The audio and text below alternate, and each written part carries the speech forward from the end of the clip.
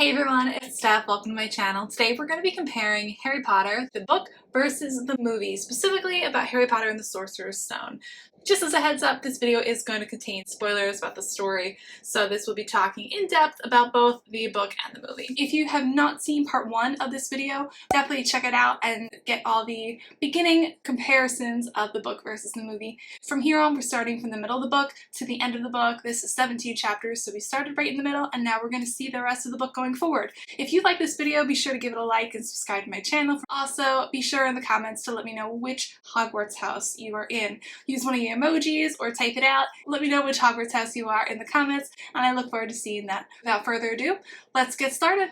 After Harry gets on the Quidditch team, we see that Draco is upset that Harry didn't get expelled. So Draco's upset and challenges Harry to a midnight duel. This is not in the movie at all, and I completely forgot about it until I reread this book recently. Draco is like, I challenge you to a midnight duel. We're gonna meet me in the trophy room and we're gonna fight each other, basically. And Harry is still processing this when Ron says, all right, I'll be his second. Agreed. All right, let's do it. And Draco walks away, and Harry's like, what does that mean you're going to be my second? And Ron's like, oh, it's just, if you die, I'll take over for you. And Harry's like, what? Ron is like, don't worry, you guys don't know any spells. You're going to shoot sparks at each other at your wand. That's going to be it. So it was hilarious. But what ends up happening is Neville is stuck outside the Gryffindor common room because he forgot the password. Hermione gets stuck outside the common room, telling Ron and Harry they shouldn't be going out. And then she turns to go back in the common room. The fat lady is gone. She can't get back into the Gryffindor common room. So Harry, Ron, Hermione, and Neville are all on their way to the trophy room, realize that Draco set them up. Filch and Mrs. Norris are actually there waiting for them because he got a tip-off that kids were going to be out of bed tonight. They end up running away and stumbling across the third floor corridor. Quite different than in the movie. They end up finding Fluffy. Yes, Neville is with them when they find Fluffy. And then they all scram, get out of there, get back up to the Gryffindor common room. Hermione says, we could have been killed or worse, expelled. So that line is the same from book and movie. And then she says, now if you don't mind, I'm going to bed. And Ron's like, no, I don't mind.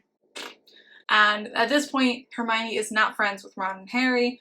Neville's just terrified and thrilled to be back safe in the Gryffindor common room.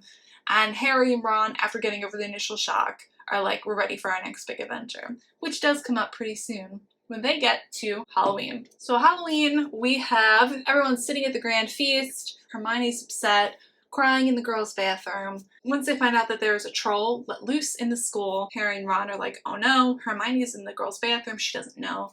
Let's go get her. In the movie, they're like going to the girls' bathroom and realize the troll's going in there. In the book, it's slightly different. They're going towards the girls' bathroom, sees this troll going into a room. They're like, oh great. So they lock the troll in there. Awesome, let's go get Hermione now that the troll is safe and secure.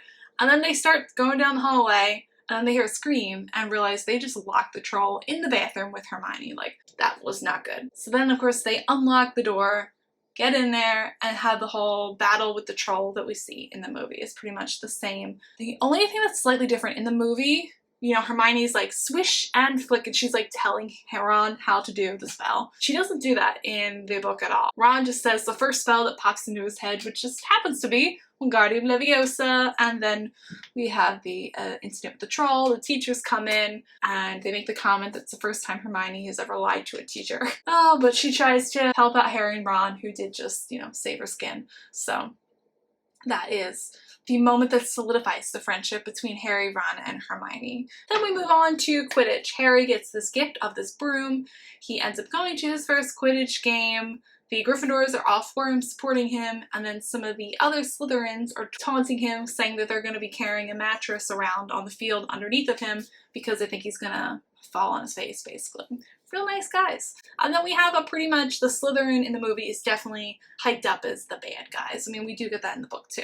What we don't see as much in the film, and I wish we had it, was Lee Jordan's commentary, because Lee Jordan is a Gryffindor. So when the Gryffindors play Slytherin, he's commentating in a very biased way for the Gryffindors and against the Slytherin, even though he's supposed to be an unbiased commentator, I should say. And McGonagall in the book is next to him like, Lee, no, you can't say that, Lee. So it's really funny and entertaining to read about that in the book. And then, of course, we had this debacle with Harry's broom. So we realize from the kids' perspective, from Hermione and Ron's perspective, they think that Snape is cursing Harry's broom and causing it to make it unsafe for him to fly. Hermione in the book, she's been working on this blue flame that she keeps in a jar, and it's a spell that she found in a book somewhere. She dumps the jar out, lets it set Snape's cloak on fire, and then collects the flame, some of it, and puts it back in the jar. In the movie, she just says an incantation, and then the fire appears and she scurries away. That throws off Quirrell, and that's why the curse stops. Not mentioned in the movie is the next Quidditch game. Gryffindor is playing Hufflepuff. Snape ends up being the referee. We find out at the end of the book, Snape did this because he knew that Quirrell was trying to curse Harry's broom, and Snape decided as a referee he could more closely monitor the game, and that would discourage Quirrell from cursing Harry's broom again. Interesting stuff. So at the end of the first game, once Harry catches a snitch, we find that Neville was so worried about Harry with the whole cursing of the broom that he has been crying into Hagrid's coat for 5 minutes straight. Neville has such a heart, and you see so much more of Neville in the book. I just loved reading about him and seeing the development of his character over the course of the story as well. Then we move on to Christmas. We definitely see more from everything in the book, but it's fun to see what we see in the movie. We see in the book they have a Christmas feast, and it says that teachers were relaxed and enjoying themselves, and makes the comment that Hagrid has been enjoying his mead or whatever he's been drinking, and he ends up giving McGonagall a playful kiss on the cheek, and that McGonagall giggles like a little girl. I'm just like, oh my gosh, that is hilarious. Could you only imagine, oh my gosh, what's her face? Maggie Smith giggling like a little girl in the movie? That'd be hilarious. So that does not happen in the movie, but it would be so great if it did. So at that point, Harry's going into bed and getting all snuggled up, and he realizes, hey, there's that invisibility cloak I got. Maybe I should give that a go. Maybe I should wake Ron up. And he's like, no, for the maiden voyage of the invisibility cloak, let me go by myself. This is where he goes and finds the Mirror of Erised. Difference between book and movie. In the movie, he sees Mom and Dad and him. That's it. In the book, he sees about 10 other people. He doesn't know who they are. He's actually initially thinking that everyone is behind him in invisibility cloaks because he's still wearing his invisibility cloak. And then when he puts his arm out and realizes nobody else is behind him, that he's alone, then he starts to say, oh, this person has my eyes, this person has my hair, or my chin, or my nose, or whatever. And then he realizes they're his family. So he doesn't realize who they are right away. And there's a lot more people in the Mirror of Erised. Of course, be the same thing where Dumbledore finds him after repeat visits and tells him it's going to be getting a new home. You need to stay away and don't keep looking for it. So interesting to note those differences there. We do see the same events with looking for Nicholas Flamel, going to the restricted section, trying to figure out more information about the Sorcerer's Stone and things of that nature. We also see more from Quirrell and Snape in the book. We see several times where Harry's looking at Snape, especially Harry and Ron are super suspicious of Snape, thinking he's bad guy all the way. And they see several times where Snape and Quirrell are having quiet conversation. This takes place in the hallway in the movie. In the book, it actually takes place after, I want to say it was the second Quidditch game, the Hufflepuff and Gryffindor, where Harry is walking back with his friends. He's got his broomstick in his hand, walking back up to school. And he sees Quirrell and Snape going towards the forest. So he goes and flies over the trees, and then he realizes he can't really hear them, so he kind of like hovers a little lower over the trees and is able to hear bits of their conversation. Basically thinks that Snape is trying to get Quirrell to help him get past Fluffy and get to whatever's beyond that trapdoor. Which further solidifies and reinforces the fact that they think Snape's a bad guy. So it's interesting. There's a great comment where Hermione's like, you mean that like Quirrell actually gave in to Snape and his intimidation? And Ron's like, great. If Quirrell has agreed to help Snape, you know, he's gonna get past Fluffy, easy peasy. And Ron's like, great, it'll be found by next week.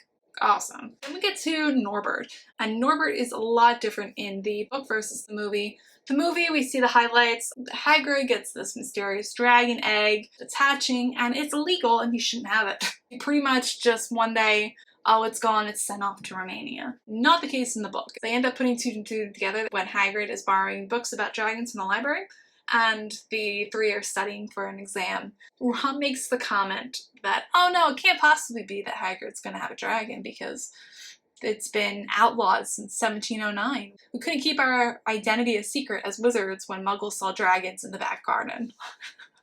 Like, could you imagine dragons in the back garden, first of all? They realize Hagrid has this egg. They wait for it to hatch, and they get a note, it's hatching. They go after school on Friday, and they hang out with Hagrid. We have to get rid of this dragon. It's illegal for Hagrid to have it. So Ron agrees to contact his brother Charlie in the book, and Charlie says, okay, I've got friends visiting me. They're gonna fly over Hogwarts one night, and you guys need to meet them at the highest tower of school, give them baby Norbert, and they're gonna bring him to me. So these three go down to Hagrid's hut, got the invisibility cloak with them. Hagrid has made a nice big crate for Norbert and his toys and rats and little snacks for him to enjoy. He even put a teddy bear in there, which Harry later hears him shredding. So he's like, that lasted long. The three of them take Norbert up to the highest tower, meet Charlie's friends who have 4 broomsticks, so they each take a corner of the box, and they have like a harness set up between the 4 of them so they can put the box in this harness between the 4 of them and carry it off. So this is the middle of the night on a weekend, and then once they take them off, the kids are thrilled. Harry, Hermione, and Ron are like, we saved Hagrid's skin. Nobody knows about the dragon. Awesome. And then they end up going back downstairs. Not only is Filch there, they left the invisibility cloak upstairs. Geniuses that they are. So this is how Harry gets separated from the invisibility cloak. Then we have what happens in the movie where Draco found out about Norbert. He told McGonagall, so then everyone gets in trouble for being out of bed. Neville also gets in trouble for being out of bed because he heard about Draco trying to get Harry, Ron, and Hermione in trouble. Neville couldn't find Harry, Ron, and Hermione, so Neville gets in trouble as well. So all of them get detention, all of them do the Forbidden Forest stuff. Then we have the whole unicorn business, and we see more from the centaurs in the book than we do in the movie. Most of the centaurs are very prejudiced against humans and don't really interact with them, except for Hagrid. And then we get the impression from talking with friends and Harry, that exchange, that Voldemort is still alive. That Voldemort is the only one who could logically be willing to take the risks of killing a unicorn and living a half-life, a cursed life, because he wants to live. So there we go. We know that something's going on with Voldemort. We know that Harry's in danger. And detention ends that way. Hagrid meets up with them, and Harry's safe again and goes up to the castle. Then we see the kids studying for finals. There's a comment about them being 10 weeks away from finals, and Hermione's stressing out. And Ron is like, relax, we still got 10 weeks, we're okay. And she's like, 10 weeks? That's like seconds to Nicholas Flamel. And Ron's like, yeah, but we're not 600 years old. Then we see them studying, preparing for finals, while also dealing with the stress of dealing with Norbert and then dealing with detention, thinking that Voldemort's back. They think Snape is trying to go through the trapdoor to get something that he shouldn't, and worried about Voldemort. So that's where the kids are. So it's amazing they even got through their exams. And I think there is a comment like, it's amazing that Harry even got through his exams with the stress of what's happening with Voldemort, which I think can be said for his entire school career. This poor kid can't just focus on academics because he's got all this other stuff going on with just his personal safety and all that. So, whew, he's got quite a load to carry there. So after the finals, they all go outside and they're so relieved. Professor Binns, who's never mentioned in the films, is their ghost teacher, and he teaches history of magic, and he's the last exam. After they're done, they have their anti-cheating quills that they have to use. We also get to see in the book more of what their exams are. So for McGonagall, for transformation, they have to turn a mouse into a snuff box. Extra points for how pretty the snuff box is. For Flitwick, for charms class, they have to make a pineapple dance. In potions class with Snape, they have to create a forgetfulness potion, and being so nervous, they're worried they're like gonna forget the forgetfulness potion recipe. So it's interesting to see all that kind of stuff that makes you feel more a part of their world than they have time for in the movie. After exams are done, they're all breathing a sigh of relief. They have a solid week where they have nothing to do before getting their exams. So Ron's like, relax, we have a full week to sit back and relax before we have to find out how bad we did. And Harry's worrying, his scar is hurting, he's not really sure what's going on. And we do see him, the 3 of them, coming out of the castle and just kind of breathing a sigh of relief. And then we see the connection between Harry's thinking and then going to Hagrid. In the book, they're chilling out by the lake. Lee, Jordan, Fred, and George are, what do they say? Tickling the tentacles of the squid that lives in the Great Lake. So everyone's hanging out outside, and then Harry's like, wait a second. Hagrid, mysterious person, dragon egg, exchanging secrets, Fluffy, what's going on? So that's how they end up getting to Hagrid, realizing that Hagrid had shared with this mysterious person in the pub how to get past Fluffy in the trapdoor. Then they think that Snape is going to go through the trapdoor tonight because Dumbledore is now officially gone, and this is what needs to happen. So from that point on, they pretty much have a lot of the same characteristics. The three, Harry, Hermione, and Ron, walk out of the Gryffindor common room. Neville stops them. And earlier on in the book, we don't see in the movie, Neville is upset because Draco's being a bully. And Harry's like, you're worth 12 of him. And I'm like, yes, support poor Neville from getting picked on. And Ron says, you have to stand up to him. Don't let him walk all over you, basically. Stand up for yourself. And when Neville stands up to them and stops them, saying, you shouldn't go out at night. You got in trouble for this already. You gotta stop. Ron's like, dude, no, we gotta go do something. You gotta back off. And Neville's like, you told me to stand up to people who try to do stuff that's not right. And Ron's like, yeah, but not to us. We're an exception, didn't you know? So Neville, unfortunately, has the curse from Hermione, the Jinx. And Petrificus Totalis, he freezes up, the poor guy falls over on his face. So they stop him from falling on his face and just being stuck there and turn him over. So he's in the Gryffindor common room. Three of them go out, get past Fluffy in pretty much the same way, exception being that Fluffy is not asleep when they get there. Fluffy is very much awake. They see the harp and figure that's how it was used to get past before, but as soon as the music stops, Fluffy wakes up. So they have a recorder, I want to say it's Hagrid's flute. That's what it is, Hagrid's flute. They use that, get past Fluffy, go to the trap door. When they get to the herbology room with the Devil's Snare, Hermione gets past them first and then is looking for some source of light and says, oh, but there's no wood, I can't start a fire. And Ron's like, are you a witch or not? She's like, oh yeah. So it's funny to see where she has these muggle thoughts interspersed with her magic. So that was funny. But then they go through the rooms. They have the charms room. In the book, we also see a defense against the dark arts room with a troll that's already been knocked out. Make a comment that I'm glad they don't have to fight that one. Then they have the chess room where Ron is left behind. Then the potions room, which is not in the book, or not in the movie, but is in the book and it's so good. And I wish they kept that in the movie, where it's the logical side of thinking instead of just magic. And it's a really great way for Hermione to shine with her cleverness and her wit and her logic. That is where only one can proceed forward. So Hermione has enough of a potion to go back to Ron, and then to send an owl to Dumbledore, who's the only one who's going to be able to really stop what's going on. Harry goes forward, and this is where the book and the movie meet up. We have not Snape. Harry is the whole time thinking he's going off to face off Snape. Shocked to see Quirrell. Then the Mirror of Erised, and then we have the whole thing with the mirror and the stone in the pocket, Voldemort on the back of the head of Quirrell, and that's where the name of that last chapter in the book comes in, because it's called The Man with Two Faces. So if you didn't know from starting the chapter who the Man with Two Faces is, we know by the end of it. In this last chamber where Sorcerer's Stone is, Harry passes out before the tension is resolved. Fighting with Quirrell and Voldemort ended up making Harry black out. And that's the last he remembers. You don't find out until he wakes up in the hospital wing 3 days later what really happened. Dumbledore gives Harry a visit in the hospital wing. When Dumbledore visits him in the hospital wing, he said, listen, it's been 3 days. It's a totally private matter of what happened down there past the trapdoor, so everyone in the whole school knows that something happened, but nobody knows what. So Dumbledore says, I knew something was wrong. As soon as I got to the Ministry of Magic, I knew somebody didn't summon me. It was a trick.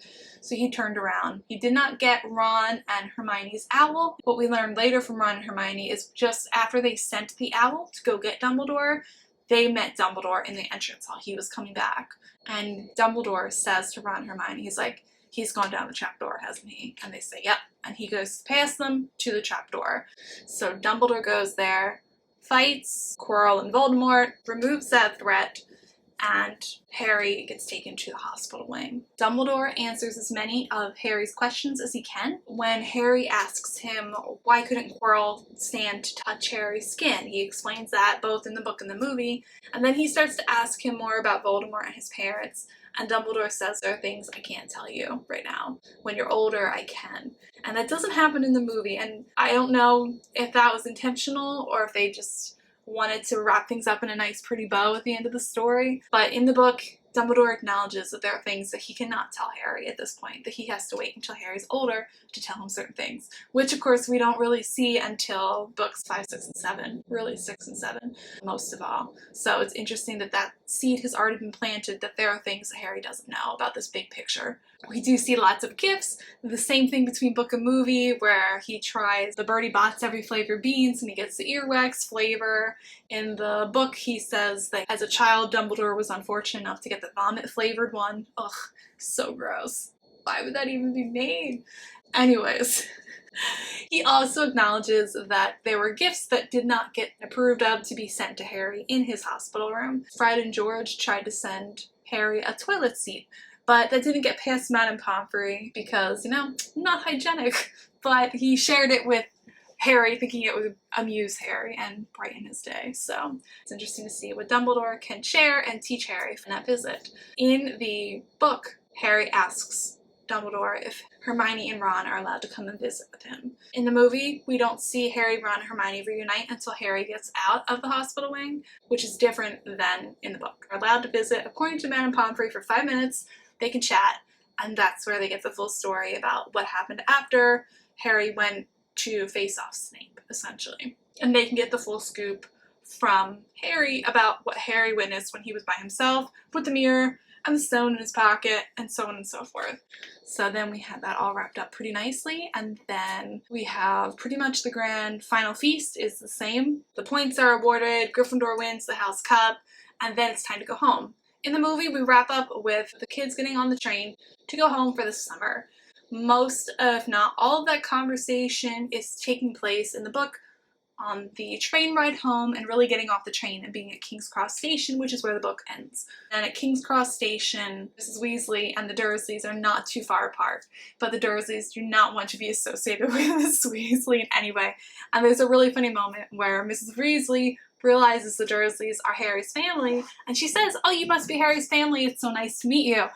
Uncle Vernon's like, "In a manner of speaking, like, let's go, Harry." And he does make the comment between Harry and Ron that, hey, my cousin doesn't know we can't do magic, so I think I'm gonna mess around with him a little bit this summer just for fun, to kind of tease him a little bit for all the teasing he's done to me. So yeah, that's pretty much where the story concludes. We know that everybody has safely gotten through the first school year, and that's a wrap. So I hope that you really enjoyed this comparison. I know I really enjoyed revisiting this world. In the comments, be sure to tell me what Hogwarts house you are. So leave me a little emoji with your Hogwarts house and let me know which house you are a part of. Thank you so much for watching this video. I hope that you enjoyed it. If you did, give a like on this video. Feel free to subscribe to my channel for more fun bookish things from me. And I look forward to chatting with more of you guys soon. Thank you so much for watching and have a great day.